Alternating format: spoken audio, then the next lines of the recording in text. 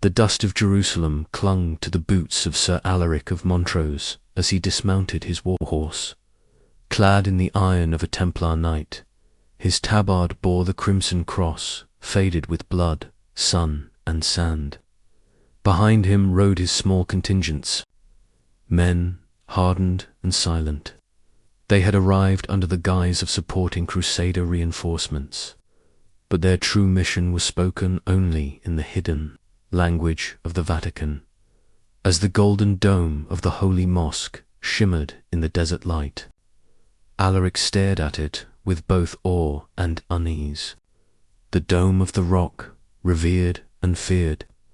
It was said the foundations of heaven and hell whispered beneath it.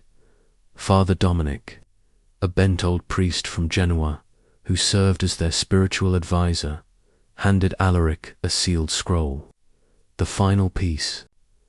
Of the map, he said, voice raspy, "Our goal lies beneath this city, not gold, but truth." That evening, as dusk fell over stone towers and olive trees, Alaric met with Baldwin de Clare, the regional Crusader commander. The old general warned of unrest. "The Muslims have not given up. The city may seem calm, but vengeance broils underground, and some of our own men grow greedy for relics." Alaric only nodded. He knew it.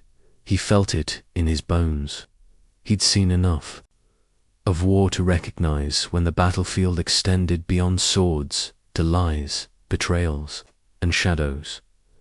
Later that night, in a hidden chamber beneath the mosque, Alaric and 2 knights descended. It was accessible through a broken aqueduct known only to the Vatican's secret cartographers. The chamber smelled of salt and soot. Torchlight danced across stone walls, revealing ancient inscriptions in Hebrew and Aramaic. A whisper echoed. "Across the stone, only the faithful and the fallen shall see the truth." Alaric drew his sword. "Who's there?" Silence. On the ground was a half-burnt parchment etched with the same crescent symbol he'd seen in the Vatican's archive. The lost scroll was reland. It was near, but they were not alone in seeking it. Outside the chamber, cloaked in the shadows of minarets, a woman watched them. Her robe was simple, her face veiled, but her eyes blazed with purpose. She was Layla, daughter of the last guardian of the scroll, and she would not let the scroll fall into unworthy hands. Layla followed Alaric for 3 days before making contact.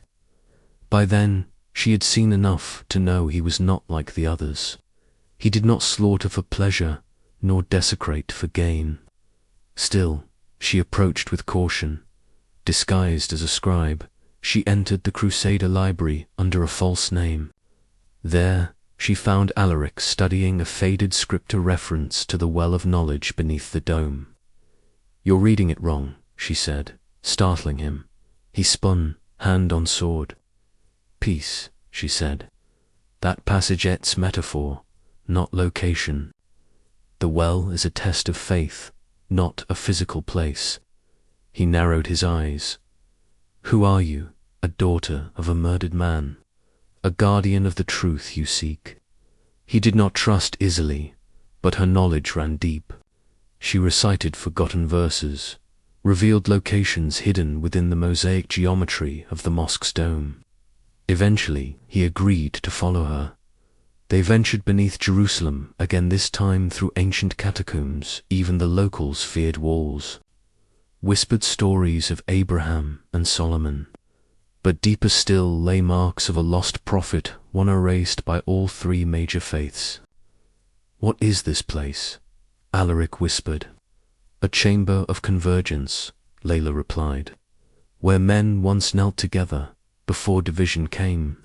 They discovered a puzzle-like mechanism, activated by reciting a forgotten verse in 3 languages.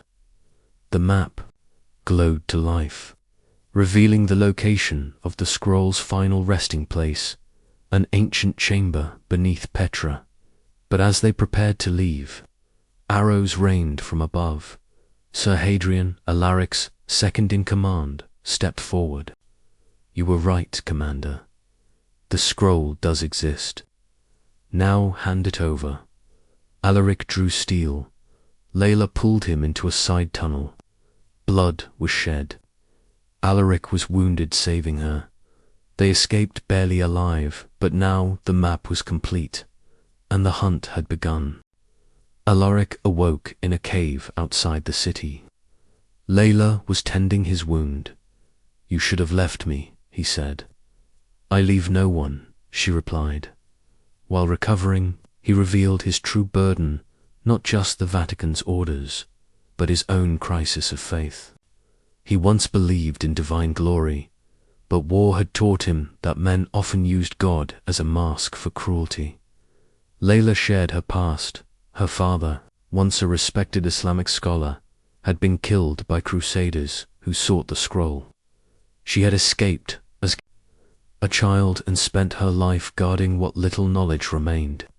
"If that scroll is found and misused," she said, "it will tear this land apart." Alaric vowed to protect it not for Rome, but for truth. They returned to Jerusalem secretly. Inside, Sir Hadrian had taken control, spreading rumors that Alaric had gone mad chasing pagan legends.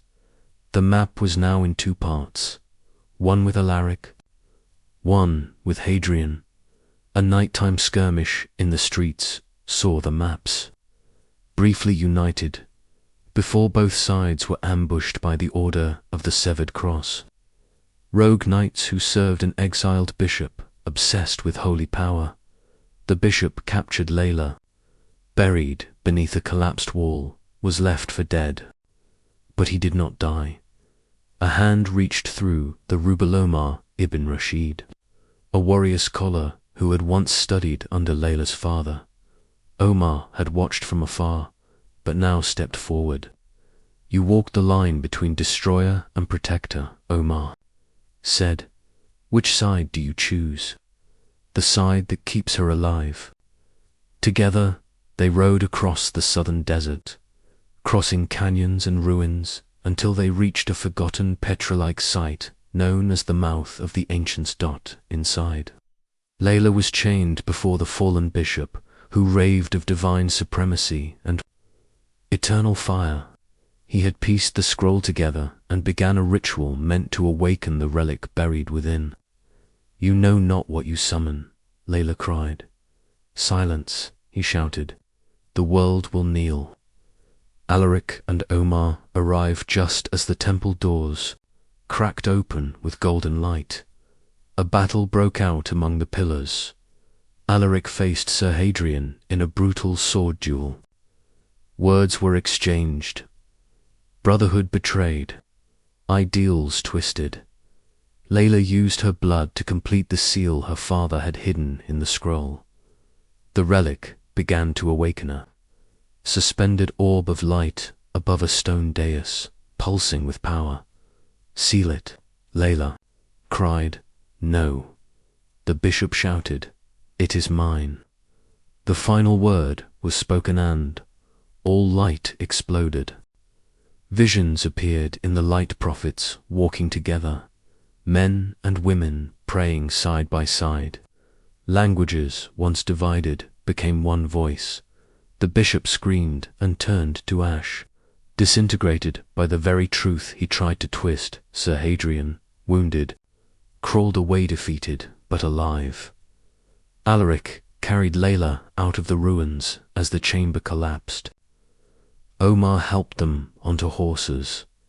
Behind them, the temple sank into the earth. The relic was buried again by choice at a ridge overlooking the valley. Omar offered Alaric a blade inscribed in Arabic and Latin, Veritas est lux, truth is light. They parted ways. Alaric and Layla rode into the mountains.